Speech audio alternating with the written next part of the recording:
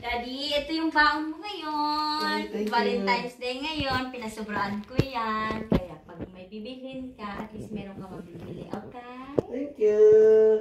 Thank you. Bye-bye. Bye.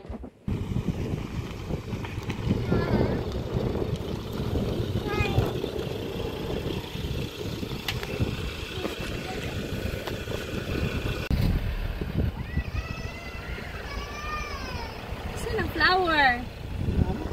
Flower! Flower? Di ako bumili.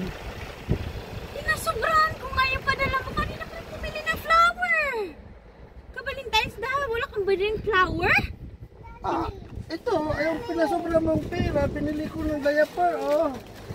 Oh, binili ko ng diaper ng bata. Anuhin mo yung flower kung walang diaper yung anak mo.